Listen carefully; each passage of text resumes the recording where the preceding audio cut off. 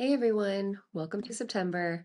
Before we get into the episode, I just want to give a few PSAs, just to tell everybody about some of the things that is going on with parts and charts right now.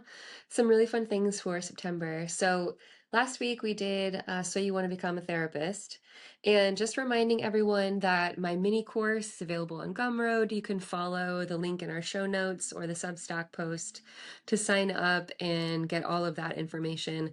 Plus, we have a Q&A with me on Friday, this Friday, September 5th at 3 p.m. So if you want to sign up for that, there's also a link posted in the show notes. And it's also self-led September. KP and I are going to be sharing some really fun prompts each week to just help get into more self energy to kind of navigate the eclipse season in September with as much self energy as possible. So if you want those email updates, make sure to sign up for our Substack so that you get those weekly updates. All right, on to the episode. Welcome. You're listening to Parts and Charts, the IFS and Astrology podcast. I'm Chelsea Owens, an artist and licensed marriage and family therapist specializing in internal family systems, and one of my spiritual gifts is the ability to balance depth and fun. And I'm KP Kaszabowski, a poet, filmmaker, and astrologer who seeks pathways to fully loving myself and others, and the language for what is happening underneath the surface. Together, we explore how inner parts and planetary archetypes speak to one another. Whether you're new to IFS or astrology or deep in your own integration practice, we're glad you're here.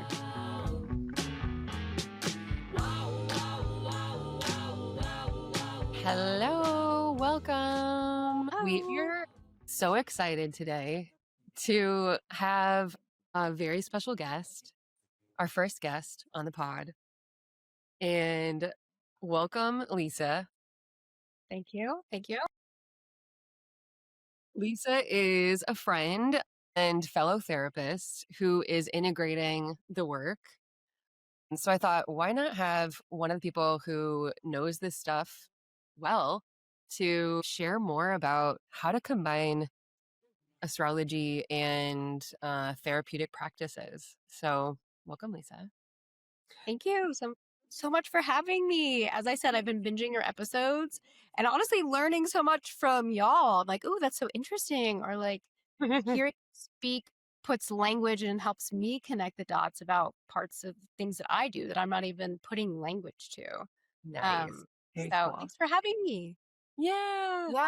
And I'm also just excited to hear more about kind of your therapeutic practice too. Like I know that you use a little bit of parts work too, but it's also exciting to hear more about your practice that isn't necessarily just the parts work as well. I know that we have this IFS lens over here, but it's fun to get like other perspectives and other modalities that's also combining astrology work. So I'm excited to just like hear more of that from you too. So yeah. So maybe if you want to give us like a little background about how you kind of came to this work and maybe even like your astrology background or what kind of informed your maybe path towards astrology and then kind of combining the two and how that kind of came about. Yeah. Okay, love this question. Yeah. I mean, it's been a journey. I'll start by saying that, so I was a therapist first, and I do feel like I say that first and foremost, that is like foundationally who I am, because I even do coaching stuff now. And I was like, oof, that therapist energy just doesn't leave, it's like in there. Okay. Yeah. So I started off on my therapy like journey, which takes a million years. I don't know if people know that. To become a therapist takes a really long time. Yeah. So I was on that path for a long time. And then I'd always been interested in things like astrology and magic and just kind of the nonlinear invisible realms, right? And then it wasn't until actually it was my Saturn return. I did know it was my Saturn return, but I was not like this, like, I was definitely not a professional astrologer at that time. Anyway, long story short, I do tell the story, but I was at my friend's birthday party and her mom was reading charts for fun. Okay. Like, how fun is that kind of party? Am I right? Shout out to Susan Regal. And basically, she's like looking at everyone's chart and it's like all fun and people are laughing and it's interesting, blah, blah, blah. And then, like, she comes to my chart And she looks at it and like her whole face expression changes. And she was just like, I was like, what? Like, what is going on here? Right. Because I was like, I knew the like kind of basic astrology stuff before. Anyway, basically what I learned was she was looking at my big 12th house stellium, and like that just set me off on this whole path that was like, I have to understand like why she reacted that way. What does this mean? Like what's going on here? Right. And so my like fascination with astrology became like this obsession with understanding my 12th house. Also because, and this is why I really like the essence, I feel like, of why I brought it into my therapy was like learning about my chart, especially in my 12th house, was like the deepest validation I've ever experienced in my life. Wow. Right. And I feel like that's so like what therapy is about. Oh, on one hand, right? It's lots of things, but I felt so seen, and I feel like it made me understand like why I am the way I am, if that makes sense. So anyway, I'm dragging this out, but basically that was my like true like, holy moly, this is like so deep and so helpful. And then I'm already in this like world of healing and like learning about ourselves and trying to grow. And I was like, if this is so helpful for me, like, how am I not bringing this in? Anyway, it was a long road because I was quite young then, so it's been a journey. And I was still just doing the regular therapy thing, which I still also do. Like, I'm a Gemini rising, so I wear a million different hats. I'm a regular therapist. I'm an astro-therapist. I'm an astro coach. I do readings. It was like a million different things. But yeah, I had to bring it in. So it's been this journey of doing that. And did I answer your question? I feel like I went on that a rant there. When she did the reading, like did she just drop like this like any information on you, or did she just say like gasp and then not tell you more about it, leaving you suspense? She definitely did. She shared, but I didn't totally understand it at the time. Yeah. Okay. Right. Yeah. I mean, also the art of like translating to somebody who doesn't know is big, and also maybe I wasn't fully ready to receive all those things. Like, I think that's another thing with astrology is like you take in the energy about yourself when it's like the right moment, Yeah. which is also a therapy skill. Like, you can't just like tell clients like, this is what's going on with you, right? They a little bit have to like come to that themselves, So she's amazing. She totally changed my life. So again, shout out to her. That's really beautiful. Yeah, I think the so first time interesting. we like met online too, we bonded over being 12th house sons, and like how that, I think our hypothesis was like, are all therapists, are all, people 12th house sons would be good therapists. Because we 100%. love probably. Yeah. That's interesting because I forget this now. I committed to whole sign as the house system that's just like the ancient astrology or Hellenistic astrology group subscribes to, which is like basically for people who aren't aware of the house systems, like it's how the circle chart is separated or organized.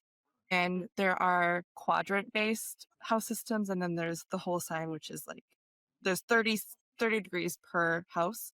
And in whole sign, we do 30 degrees is connected to one full zodiac sign. Maybe that is too much verbiage to say that when I first came to astrology, I was reading Placidus, and I have 3 planets in my 12th house in that system. And that was a huge reason why I went really hard on astrology for myself, dealing with like anxiety and like just mysteries with the body, mysteries with dream world, stuff like that. So it's interesting you bring that up because I forget that was one of my great impetuses is the 12th house energy and trying to understand that. Because the way it's talked about is like, oh, you're gonna be put in jail. Like you're gonna be cast to sea and die on an island alone. Like it's talked about in such an intense way. Yeah. But then like, that's where like the mystics are and the healers and like the people who are yogis and So very cool. Thank you for sharing that. And that's so interesting. I'm like, ooh, is the 12th house bringing us in? Like, even if you switch, got you there, right? Me too. I actually have a theory that when people learn that they have 12th house, well, it's not really a theory, but like placements, there's like this period almost of like, it's like a dark moment, especially because of everything that is on the internet. And I'm not saying the 12th house is easy, by the way. I'm not like delusional, but there's like this period of this like, oh, I'm doomed, or this like almost like victimhood period I've noticed. Yes. Anyway, and you move through, it's a whole journey, but ultimately it does bring you in because it's like this deep interest in understanding, like, what is this Yeah. like secret hidden energy that lives inside me? So that's so cool. Thanks for sharing that.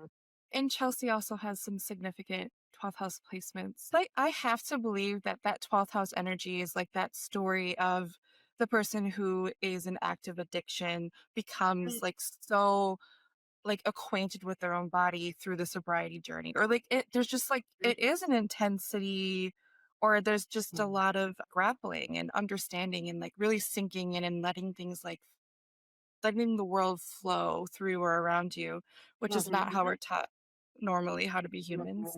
So, yeah, 12th house, I love thinking about the 12th house and doing my best not to bypass the difficult aspects.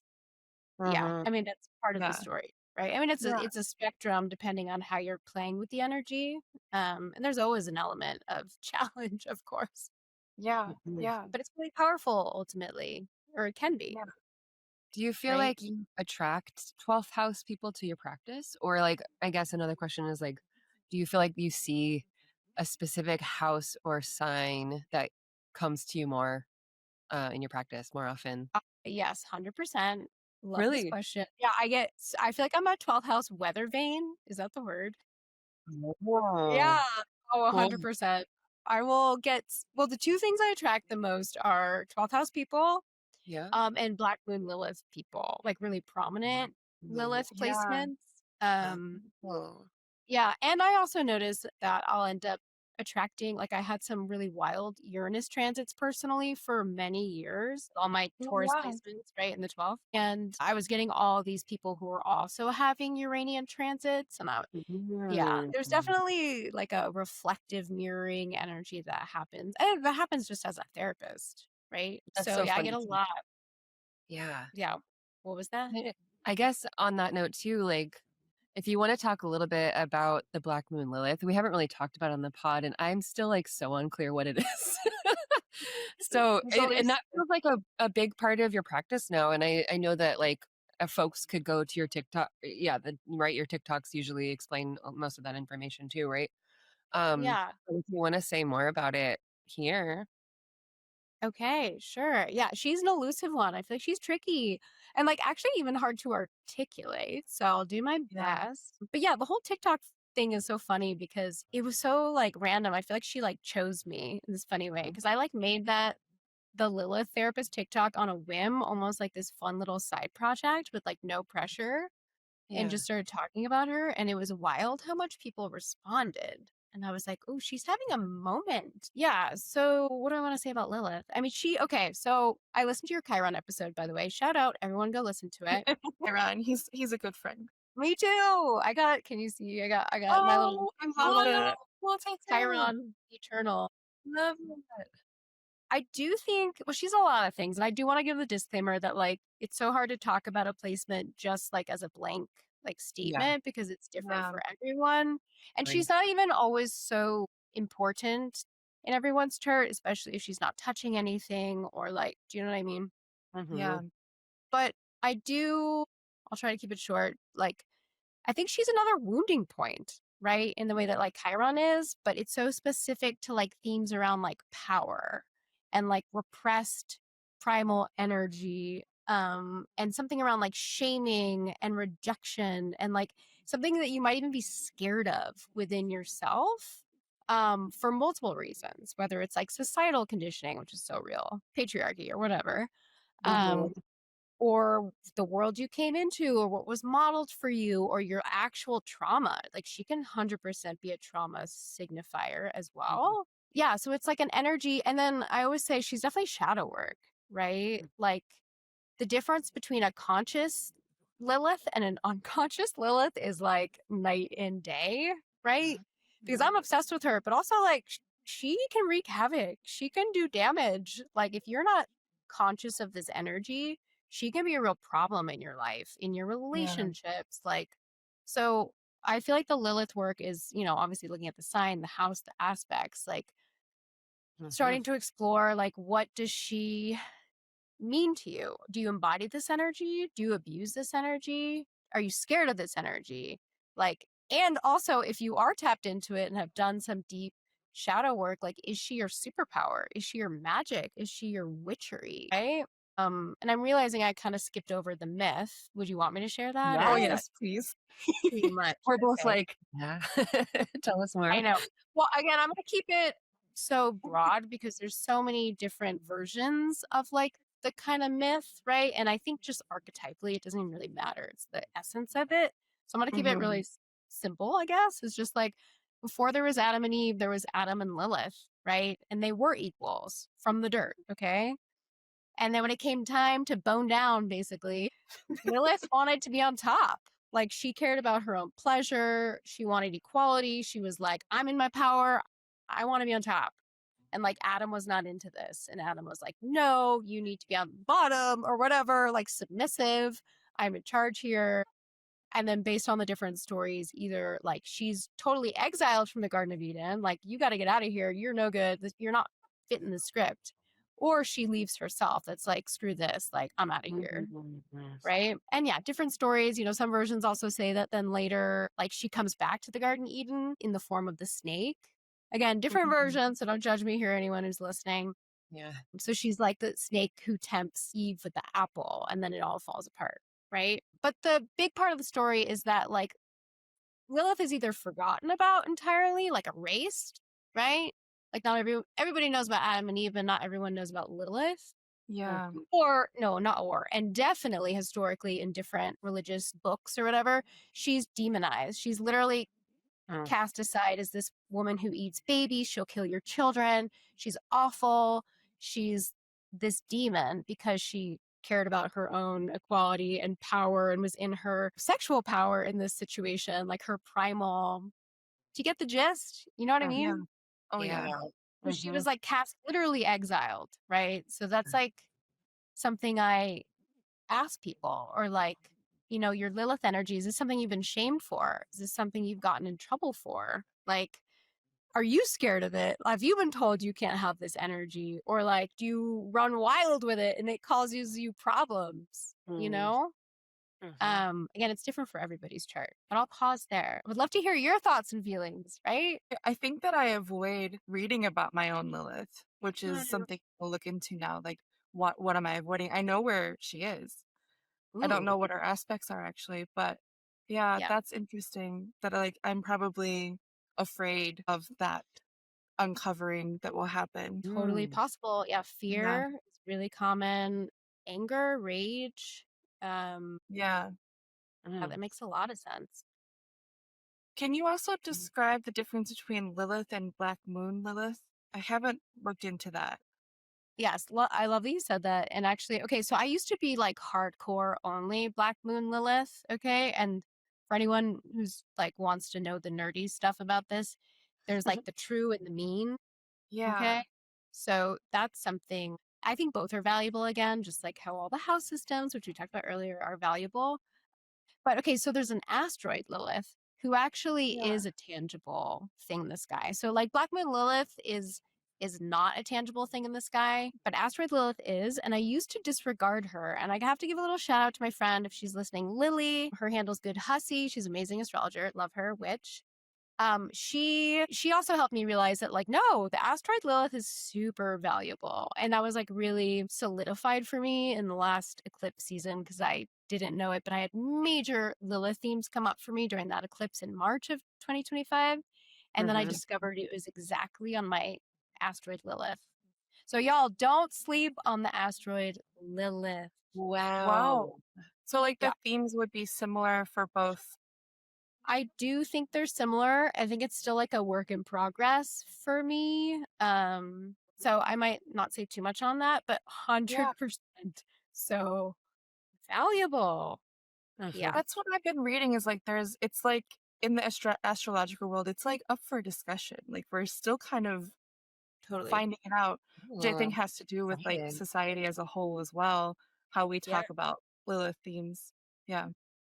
Yeah. I gotta say, the collective is hungry for her. Oh, yeah.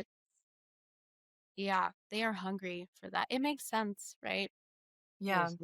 Yeah, reclaiming power. It's big. For some reason, my guts like bring up Sasha Fierce. So how Beyonce steps into her alter ego, Sasha Fierce, when she like really has to bring it. Yeah. Like that feels like Lilith energy to me. And I wonder where her Lilith is.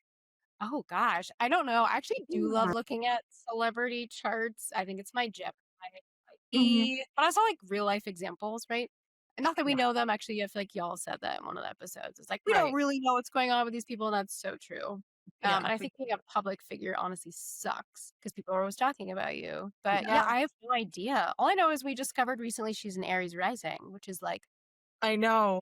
life Do you changing. believe it though? I feel like it's fake. I feel like it was like in that book to like put people off of the trail. You know, I don't my know. Scorpio placements feel your Scorpio. But I had that same thought. I was like, is this real? Yeah. To throw us off. Yeah. Yeah. I love that. Like, oh my God, her Libra stellium's in the 7th house. Of course it makes sense. But I don't know. I think there's something off. Yeah, I don't know. I honestly haven't really studied her chart, but yeah, I hope we can all tap into our Lilith energy in some capacity. Yeah. Consciously though, I hope I emphasize that enough. Like you have to understand her energy, you know, again looking at like I always start like look at the sign she's in, the zodiac sign, and be like, how do you relate to that energy?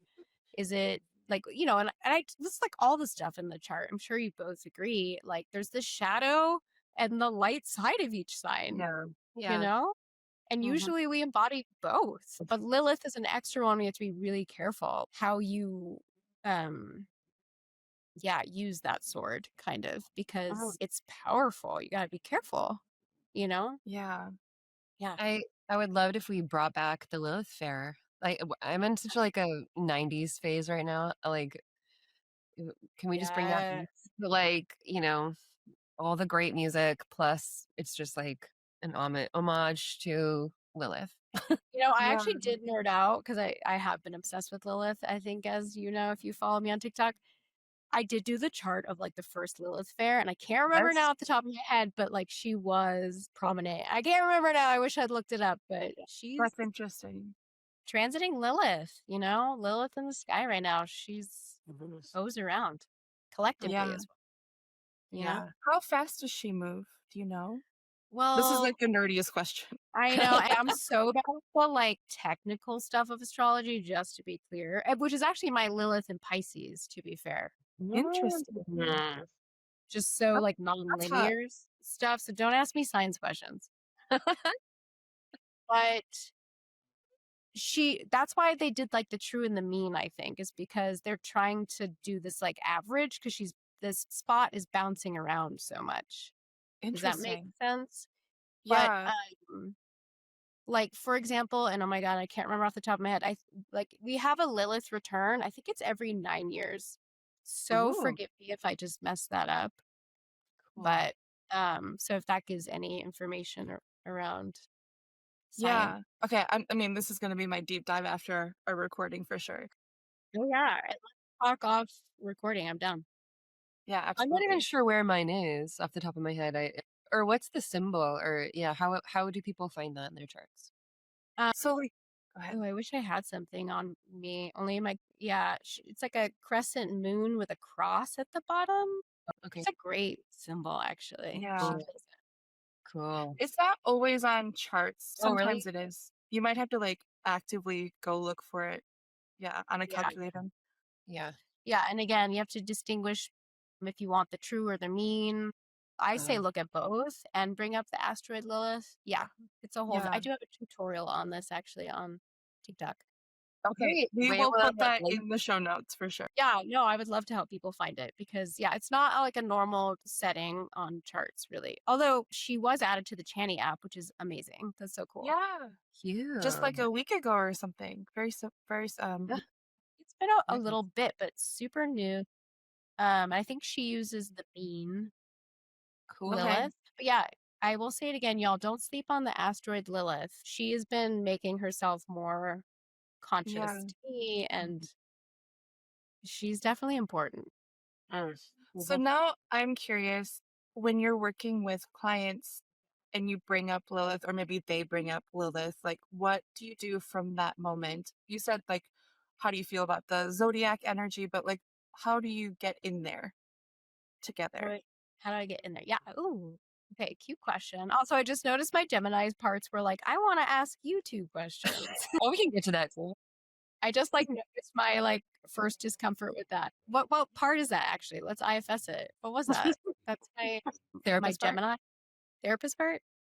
I think it's very Gemini though, even. Like it's not just in my therapy work. It's like my life. The back and forth. Yeah. Yeah. Yeah. Anyway. I feel that. Yeah, again, I think it might be a boring answer because of everything I already said, but I do start with like, what is your relationship to the sign it's in, Yeah. right? And then obviously the house it's in shows potential, like, or where this energy might show up, right? And then any aspects. But yeah, again, I think, it's just like with therapy, I don't think there's like a total roadmap, but I think my goal in my mind is to help them like heal any shame wounds or fear or even rage because she's part of the rage, right? The rightful rage Yeah. of Lilith. Like she's pissed and usually for good reason. So, like exploring and doing some healing around what that is.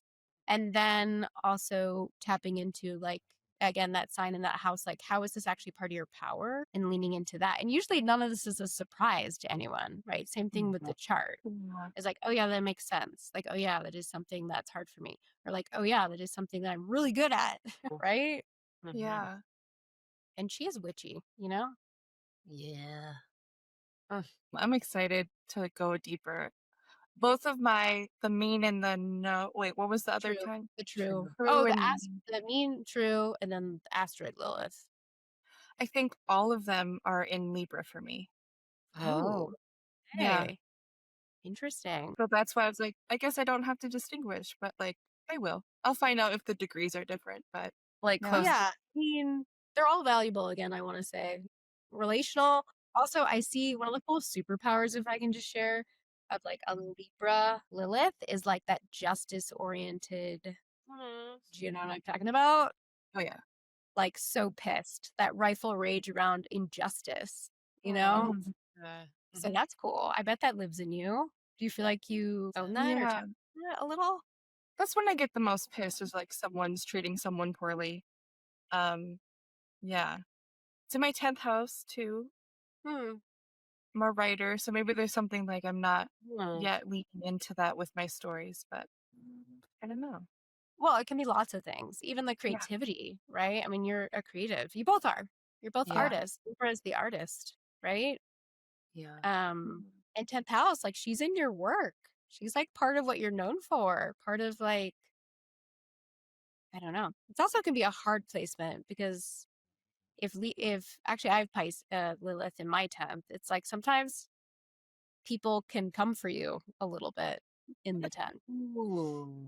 Right? Because people will like come for Lilith energy. We didn't even go down that hole. Yeah. Yeah.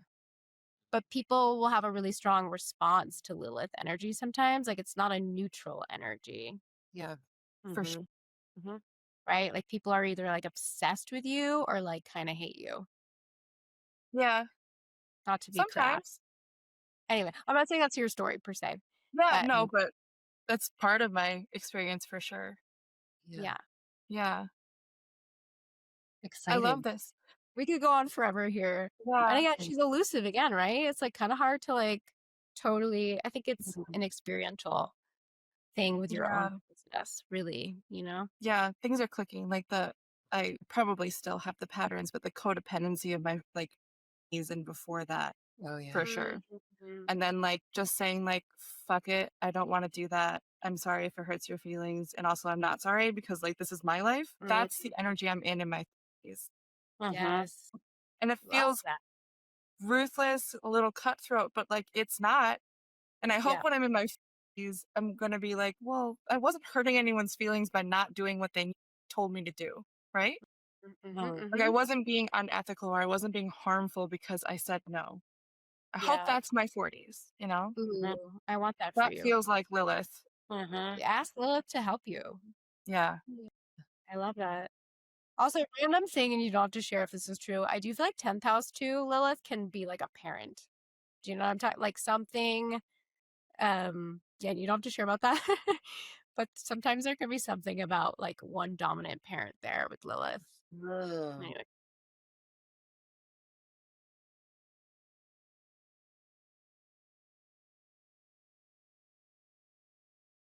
Some of the things that could come up in Astro-Therapy, right? Totally. Which I want to hear more about, Lisa, like, and maybe we could even go to the basic level, like how I'm sure a lot of people come to you now, like just for Astro-Therapy, right?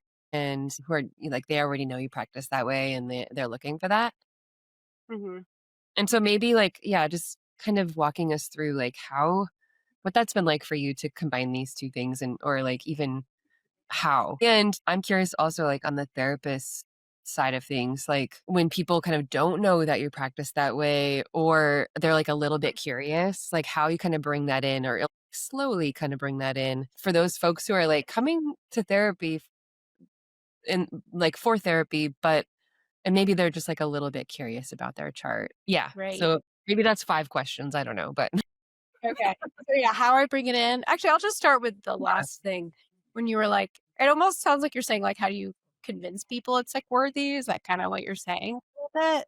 Maybe. yeah, I guess maybe convincing and also just like, yeah, just kind of presenting the information to see if they're open to it or if that interests them or yeah, if that's something that they're going to find useful. Yeah. Well, okay, real talk, I don't really attract anyone anymore who's not interested in it. I feel like that's like why they find me. They're like, "Oh my gosh, this combination, that's so cool." And I'm like, "Yeah, I agree. I love it." I wanted Astro-Therapist. And they are out there, by the way. I didn't invent this. I want to be clear. But you know what? This actually ties into Lilith, and I swear we'll move on. But I used to be really afraid to bring it out, actually. It was like I had my regular therapy clients in one box and like my astro people in another box, which again feels like an IFS parts of a compartmentalization. I guess like a Gemini rising part. Um anyway, I think my Pisces in the 10th was like so scared to be seen in my witchiness and my like nonlinear approach. Yeah. But I think over time I've like said screw it. I'm like all in. So yeah, I think mostly people do seek me out for it. That's great. But yeah, so I don't know if I do much convincing and or like showing because also I often I attract two different kinds of people kind of. There's people who want to learn about their chart. They're like new and they're stoked and they're like they want the therapy to also be about learning about their chart, which I love because I love teaching woven in. It's almost like astro psychoeducation Nice. um in therapist terms. Mhm. And then the other group is definitely people who love astrology, know a lot already, and they speak the same language, and they're like so stoked to have someone who speaks the same language. Does that make Yeah. sense? Oh, Cool. yeah. Mhm. And I also think the way I weave it in, which I think was your first question, it depends on who they are, right? Yeah. Because I do think I work differently with every person. Because some people already know a ton, and so we're doing regular therapy with the awareness of the chart and the transits, and it's just like organic. Do you know? Like, Mhm. oh yeah, that's your moon, or like, oh, that's Uranus.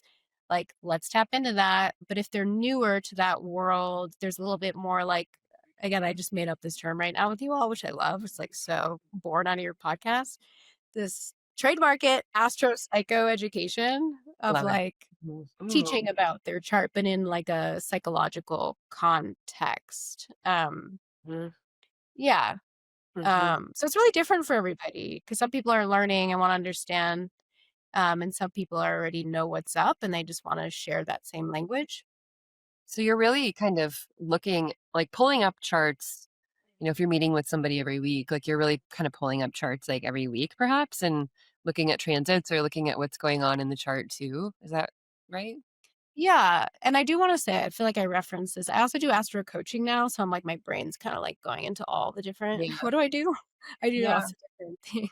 Yeah. Especially for yeah, I mean, yeah, for both actually. We'll look at the transits. Like recently I'm like, oh, the eclipse season's coming. Like, let's see where that's falling in your chart. And Mhm. talk about it. But also, this for my astrotherapy, true therapy clients, like, yeah, the therapy I think always does come first. Like, oh, what's going on? We're gonna address that. And if the astro is supportive, great, Nice. So Yeah. again, it's really a mishmash, I feel. It's Yeah. different with everybody.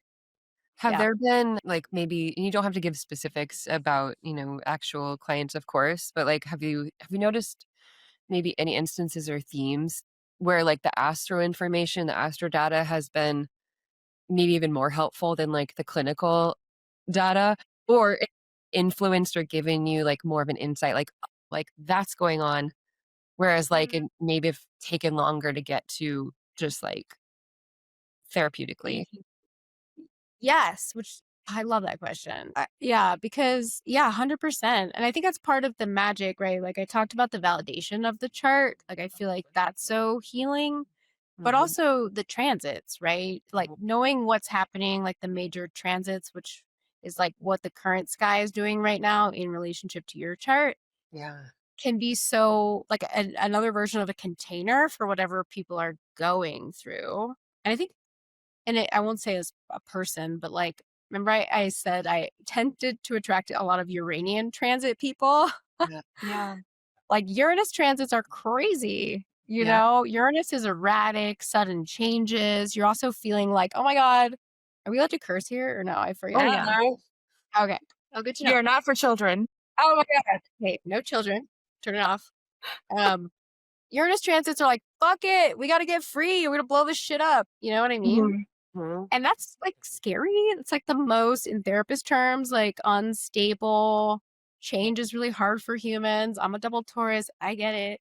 So when you can like ground it in like, whoa, hey, hold up. You're having transiting Uranus on your ascendant right now. Like this is makes sense. Like your whole life is up for reinvention. Yeah. So I think there's thing grounding in that. Doesn't mean you're still not going to have like a wild ride because Uranus is wild. But I do think there's something, it's like being able to put language to something. And this is where I like the witchy parts of my job, like you form the relationship with Uranus, like you put him on your altar, you like talk to it, you do a guided imagery, like you can play with it in so many different ways. That's like in being intentional with a transit or intentional with your life trajectory, you know? So when is Uranus over your ascendant? Do you know? Wow, look at you. You're so good. Is it now? Yeah, no, not yet. Okay. It's on my Chiron right now. Oh, okay. Pew, pew. I know. It's my Gemini ascendant is at 4 degrees. So I'm not there yet. All right. In the next year? Yeah. Yeah. What about you two? Can I like throw it back to you? No, this is good. Like, let's be human. Has there been a transit that you become aware of that was really helpful for helping you move through something that was really hard? Do you have one, Chelsea? I'll think about it. KP, you're probably going Putting to you all on the know spot. more about that. Well, I'm puzzled by one that's happening right now and has been happening and will be happening longer than it should be happening. And that's both Saturn and Neptune are at the early degrees of Aries, and my sun, Mercury, and Mars are at the early degrees of Libra. So there's this opposition, and I'm not quite sure how it's showing up in my life, and maybe my friends and spouse can see it, but I feel this like both stuck and also called, and I don't know what toward or what against, and so that's like something that's been on my mind. But it's helpful for me to see that, to be able to ask certain questions, because Saturn energy I am very aware of as a Capricorn rising. Neptune energy as a poet I'm pretty aware of, but I feel like I'm not as in touch with Neptune as like a friend. Saturn is like my best friend. So that's what I'm like working through, is like, how can I like become more acquainted with them? But maybe the question is like, how can I become more acquainted with my sun, Mercury, and Mars? And I have been neglecting that part of the equation. So that's happening right now, and it's been weird. Oh, I love that. Wait, hold on. It's all that your Libra's in your 11th, right? Is that what you said? 10th in whole time. Yeah. Okay, so Saturn and Neptune are in your 4th. Yeah. Ooh, that's so personal. I know. And so the ruler of my 4th, the Aries ruler is Mars, which is in my 10th. And that's where the opposition is as well. Oh, wow. So yeah, it's the two malefics, the planets that say no across each other. but I'm still like, I'm okay with being in the soup. I'm okay with not knowing when it's supposed to happen, but Yeah. yeah. But that's what, like, knowing that transit does give me more faith Mm, that, like, the tension is coming from somewhere and not just from me doing something wrong, love right? that. Yeah. It's not Mhm. you. It's not your fault. Yeah, it's not my fault. That's the word. Which is Like, like full with that. I should be careful about saying that because right. I like people. There's like memes about that. Like, Yeah. it's not your fault that you're being a jerk, right? But that's not what we're talking about here. Yeah. But, like, to not personalize Yeah. the issue, right? And, like, Mm, trust that this is just right on time. I don't have to rush anything. What happens will happen, and I just need to listen more closely or be more open or something. Where, mhm. like, I would say even 2 years ago, I had a much harder time with transits like that, where I'm just like, "Nothing's working. Nothing is working." You know what I Mm, mean? And internalizing that shame. yeah. Yeah. So that's that's Mhm. that's been real right now. And I that has a lot to do also, KP, because you're on the tail end of wrapping up your last month of wait, you're 35, right? Mhm. Yeah, right? Like, in that I feel like the whole year, aside from just what you're talking about, has been a lot of that energy, right? Like, Oh, yeah. but as like September 23rd comes, you have a new ruler, right? I And do, yeah, that's the perfection year thing that Chelsea and I yeah, have been talking a lot so you're about. in a 12th house year, KP, or Yeah. you've been in. yeah, Yeah. yeah. Congratulations. I keep clapping like a nerd. I don't know what that is, Thank but you. I've you survived. almost. Yeah. Almost. I Yeah, shouldn't say and that too then it's soon. first house year for you. That's gonna be so fun, right?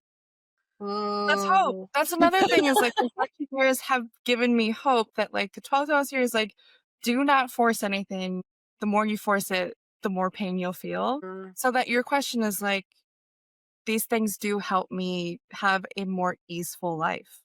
Mhm. yeah. When it adds to anxiety is when I notice I need to step away and stop looking Mhm. at the transits, which Yeah. was real 3 years ago. That was really hard for me. That's a whole other topic. Should we go into Oh, that? yeah. Yeah. Yes. Yeah. Well, you had, oh my gosh, I'm just thinking about all your things hitting your early Libra. I guess that was a long time ago with Pluto, but yeah. Yeah. Mm. Yeah. I mean, even the knowing that you're in a 12th house year is a whole Mhm. container for like, whoa, okay, that Yeah. makes sense, right? But Yeah. yeah, that's good that you named the like. There's a line. I mean, I joked with a friend the other day. I was like, I can't believe I used to not know astrology. Like, what a blissful existence I was living, you know? Yeah. I So, did looked back to the moment where my husband and I started dating. I was mm, like, "Oh, there was a lot going on with Venus and my 7th house." Like, so Really? much. It was like, if I didn't meet my husband that month, I would have been confused if I looked at it now, like, that kind of energy. Really? That's wow, pretty cool, that you know? is cool. Oh, looking back at transits is like my favorite hobby, maybe. Yeah, And honestly, you can learn a lot. I'll say this to anyone who wants to learn astrology out there. Like looking back at past transits is so helpful for understanding planets because yeah, you already know what happened. So you're like, oh, so that's part of how that energy Right. shows up. I think like I've learned so much about astrology from just that, right? Yeah. yeah. Could you Where's your bring client? that into therapy as well? Like, if you're with clients, you'd also kind of, map things back and, look at it psychodynamically. Well, yeah, I do that a lot, especially in my astro coaching, because Cool. that tends to be about more the teaching, which I really love, by the way. I think my Gemini is so fed by that. Yeah, Cool. So I love being a therapist, and I also am like, ooh, teaching. Like, I mean, I know they like weave in, but yeah, when we talk about Saturn, like 100%, we talk about Saturn in the chart, and then I go and I do the dates for the Saturn return. I'm like, if they've gone through it, what was going on for you then? Like, let's break it down. What are the clues? Like, what was the pivot? What was the breakdown? Mm. Um, I think it's a great way to learn. yeah. Um, yeah. Mhm. That one of the questions I wrote before we started recording was, like, "How does your chart ruler Mercury Oh, show up?" And you're answering that, but I'm one of, like, the bigger questions I have for this, like, long project parts and charts is, like, the Mercury and Saturn are talked about as the astrologer's planets, like the interpreter Mercury, and then Saturn is the time tracker, time makes sense person. Yeah. You know?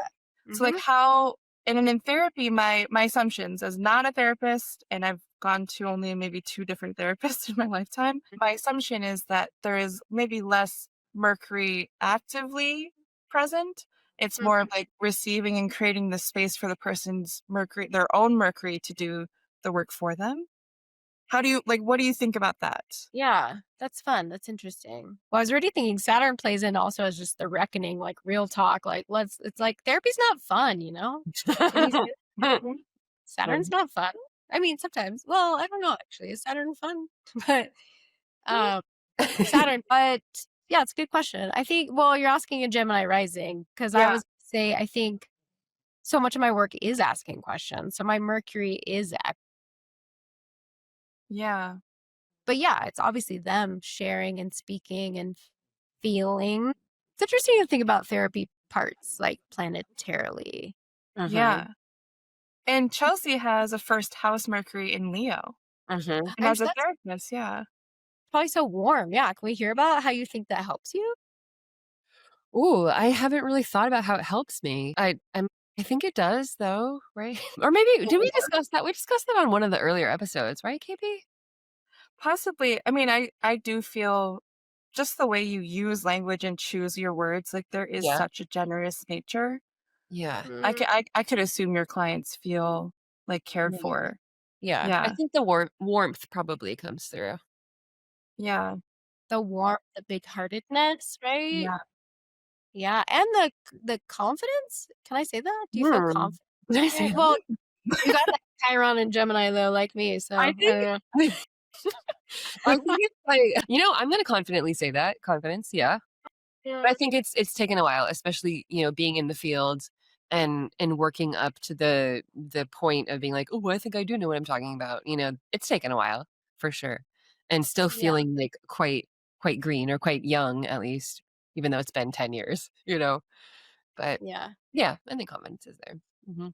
so Yeah. 12th housers are therapists, Mercury people are therapists. What's another therapist? Well, the moon. The moon.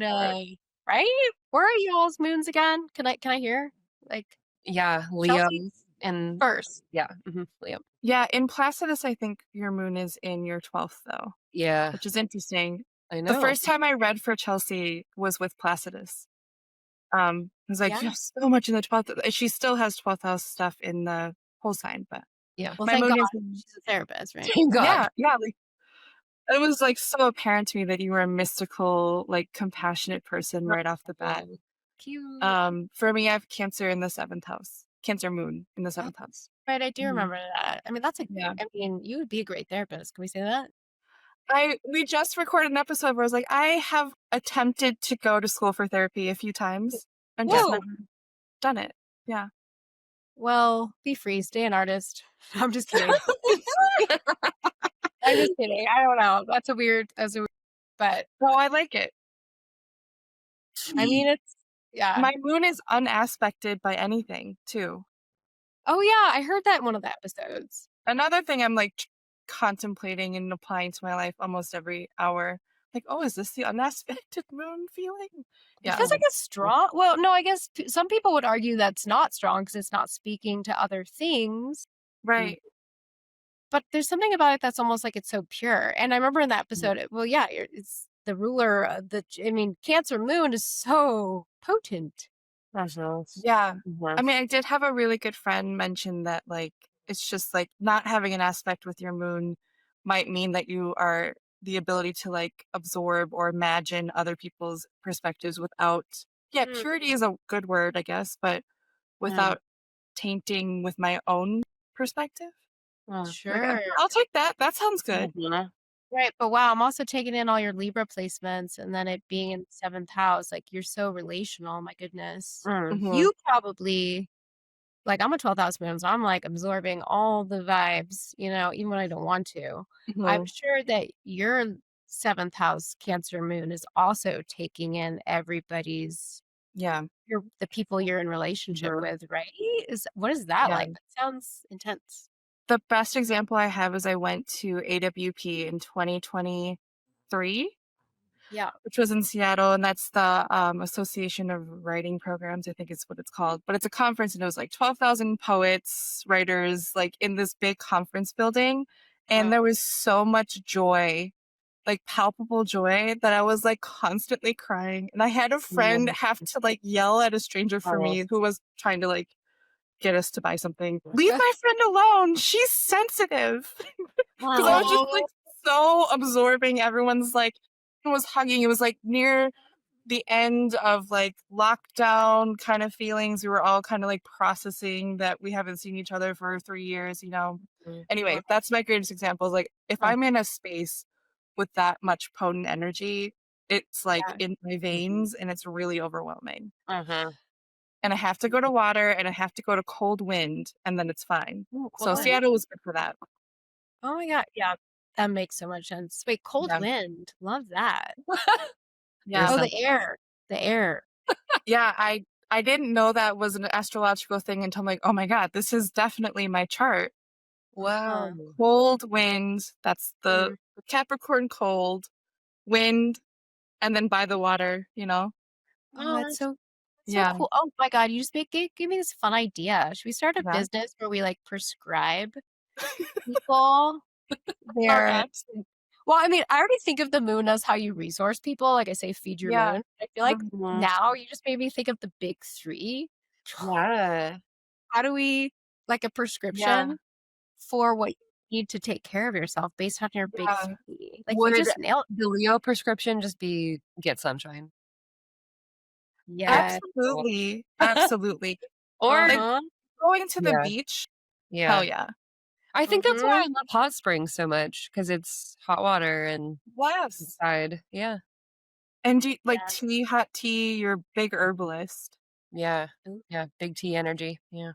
What are your big 3, Lisa? I have sun and moon in Taurus and then Gemini rising. So I'm actually very Taurian, but in the 12th. So it's it's a little complicated, but yeah. So earth, air. Yeah, prescribe me. Let's Well, look up. you're a Chelsea. desert person now, right? You're a desert person, and I am a desert person. Yeah. that's like, I don't know, that the land seems very special to you there, and having, I don't know, to me, desert air feels very specific, like, or maybe even Tauran in some ways, like kind of dry, can be cold, also can be hot, but I don't know, there's something about that. Yeah. I love that. I'll take that. I'm thinking of tree swinging, Oh, Oh my God. Have you done that? I mean, not recently, but I got the visual of like being with Earth but moving. Yeah. Something wow. like that. Or like when you were a kid, did someone ever like swing you, but like you felt like you could trust them to not drop you? Like that kind of. Oh my God, you're Cancer moon therapist. I'm feeling it. I don't know. I hope that happened for me, but I don't know. Yeah. Well, it can But happen. I can do it for myself, right? Actually, it'd be very house if we adding in the houses is a whole other thing. But like, if I'm doing it alone because it's in the 12th. So I'm like, this is gonna feel best if I'm like by myself on my tree swing, That's sweet. Ooh. I love this image for you. I do too. Nice prescription. Chelsea. Or like a weighted blanket. Yeah. Yeah, but like, where's the air though? Something like, but I'm like TV, like a fan, something blowing on you. Yeah. Oh yeah, a fan and a weighted blanket. Or something I've said before is like, one of the imagery for mine is like I'm in like a busy cafe or something, but I'm like in the corner and like the coziest nook.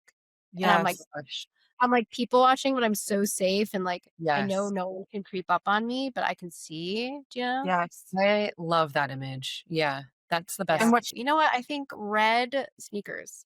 Yep. I got it. I love prescribing. That's your new podcast. We're just gonna do imagery for callers who call in for the big 3. Oh my God. That should be like our special, our little like how we end the episodes or something. Actually, one of my favorite podcasts they do, you can judge me, everybody. It's called Allegedly Astrology, and they do famous people's astrology. And if you give them a 5-star rating, they will do a funny roast of your big three. So like y'all could say, if you give us a 5-star rating, we'll do imagery of your big three. Okay. Yeah. Okay. Done. Oh my God. Thanks. Okay, done. Yeah. That's That's the what we're best doing. idea ever. Yeah. Done deal. Thank you for the coaching. You are a podcaster, Lisa. I really feel like you Mhm. need your own podcast. It's your Gemini. I don't know. I don't know if I like to be in charge. I like to like pop in. Yeah, I get that. Okay. It's helpful to have a You want to co-host. come in every once in a while? Yeah. You're a regular guest. We just decided that. This is so fun. This is so sweet. I know we're almost at an hour, but if you can go a little bit longer, can you? Sure. Because I'm like, God, I still have a million more questions. Yeah, so I feel like I maybe too long of answers. No, we're doing great.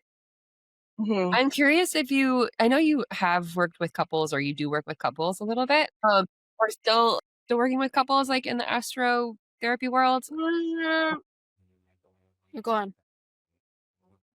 I'm just curious how that's been if you're kind of doing the astro psycho education, or even like whatever we call it, synastry, when you're looking at like couples charts together, and I don't know what that's like. Yeah. Yeah. Yeah. So to be honest, I don't really do couples work.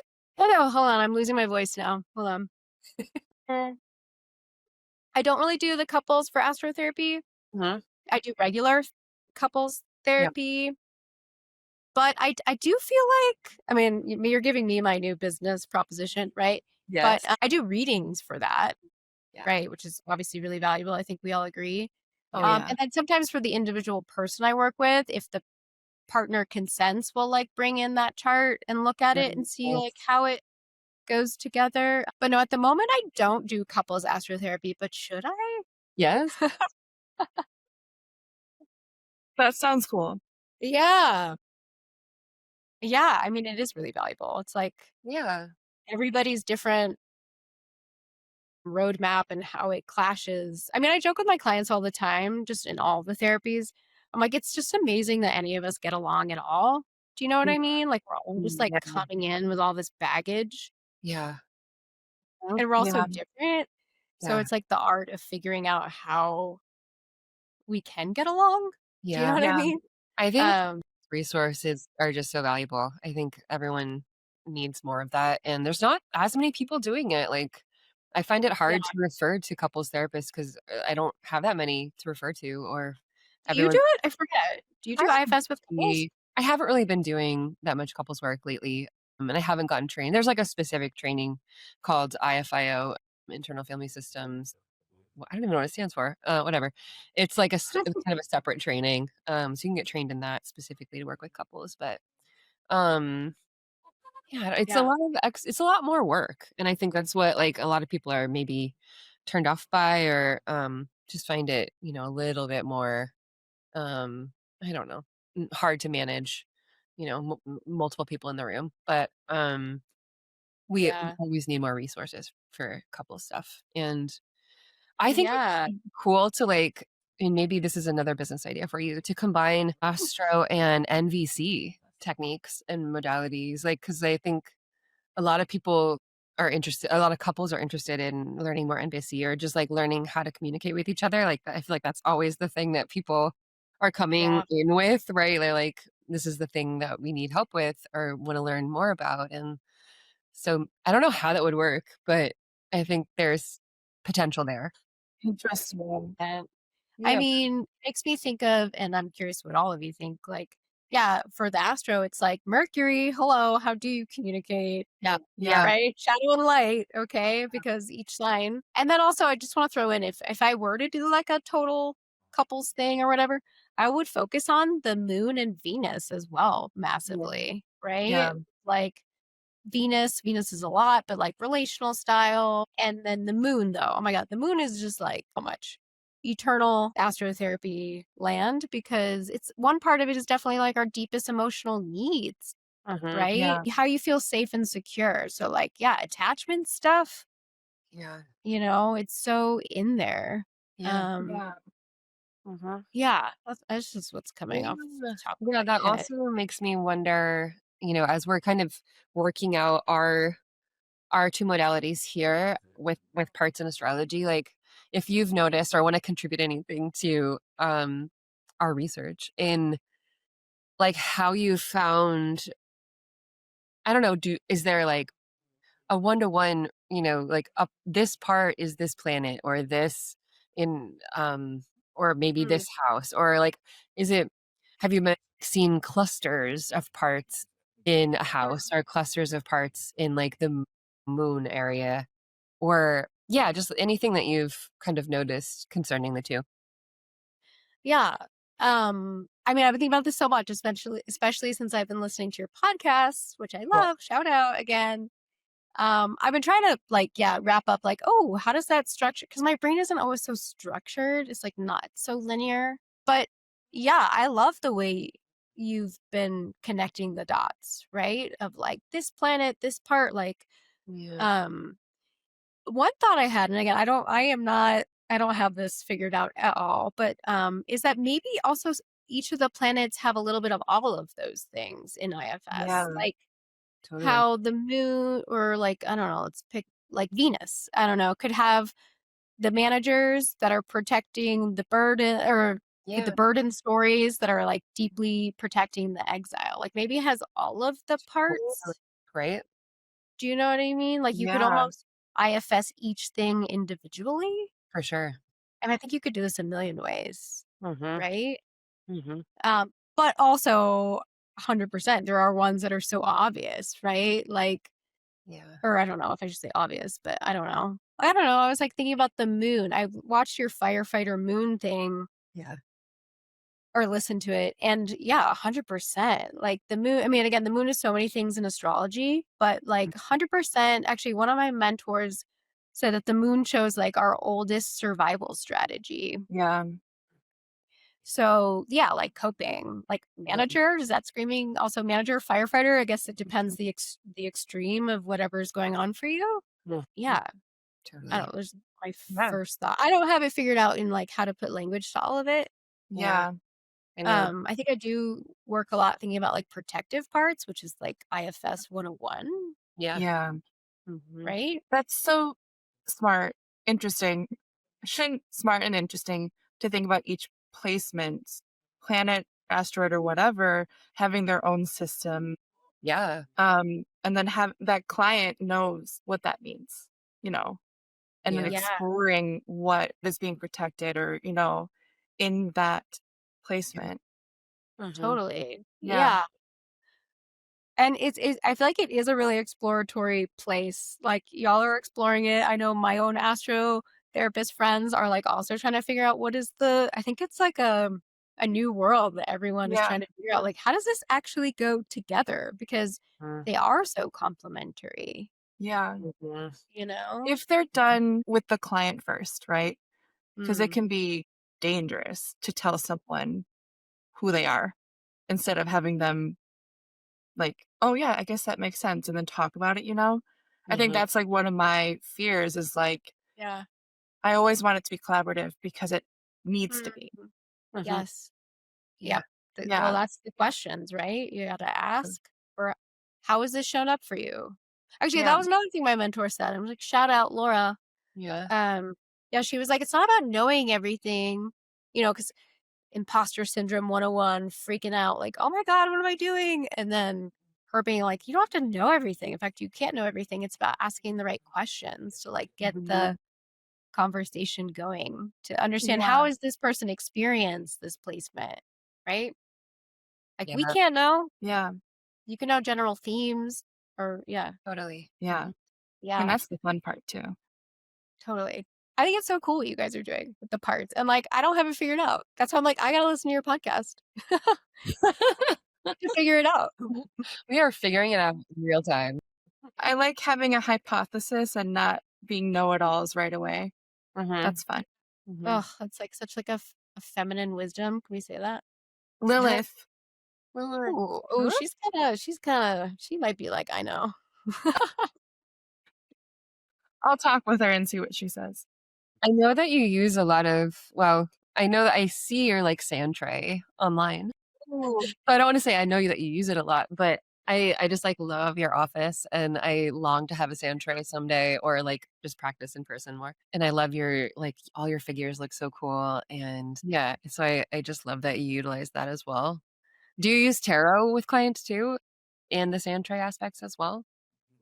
Yeah, occasionally. Actually, sometimes I'll pull a card before I meet with somebody and there's like a little information. Actually, y'all just did Yeah. that. Your people know. It was so cute. Yeah, tarot. I'd like to bring in tarot first. Tarot was actually my first love, and then once astrology came in, I Yeah. abandoned tarot. I was like, move over. Like I have a new obsession. You know, Mhm. I mean, it's all archetypes, right? They're all Mhm. same thing with Santray.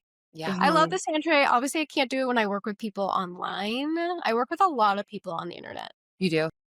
I Mhm. do. I really, really do. And I actually love it. I love being able to work with people all over Yeah. with the coaching, Yeah. especially. Yeah, I love the archetypes and it's like playing with the unconscious and It's like so pick fun. a toy for your moon, pick a toy for your Uranus transit. Like it's really cool to Yeah. like democratize Totally. that stuff. Yeah. Yeah. I love it. Before we wrap up, where can people find you? How can people work with you or interact with you? Oh, okay. Sweet. Yeah. Well, it's so funny. Okay, well, I guess I'm just gonna stick with the TikTok or my okay, so I would say if you want to learn from me for astrology, yeah, my I'm on TikTok and Instagram. I don't do much on the Instagram right now, but TikTok is where I have all my videos where you can learn. So my handle is the Lilith Therapist with dots in between. I'm sure you could Google it. Yeah, on TikTok mostly right now. Again, Instagram work in progress. It's like I know I'm a Gemini rising, but also I just want to try to unify. Actually, maybe that's Uranus on my Chiron in Gemini right now. That's like I'm trying to be less split, if that makes Ooh, sense. Yeah. I yeah, would love that's to cool. bring things to one place, but doesn't seem to be my karma. Ooh. But yeah, I would say TikTok, the Lilith therapist right now. And I offer Astro-Therapy for people who live in California. And for the rest of the people, it's Astro coaching. Yeah. Great. Very cool. Yeah. And we will put links in the show notes, and everyone who's listening, like, click on those links and get to know Lisa's work more. Thank you. Yeah. Aw, great. This This is has so been fun. Thank you for joining us for Parts and Charts, the IFS and Astrology podcast. If something sparked insight or resonated with you, we'd love to hear from you. No, really, we're here to make friends. Reach out to us. Leave a comment, subscribe, and if you feel called, share this episode with someone you care about. Or, if you want to work with us one-on-one and go deeper with this work, check the link in the show notes for how to find us. Until next time, may all of you feel a part of the family.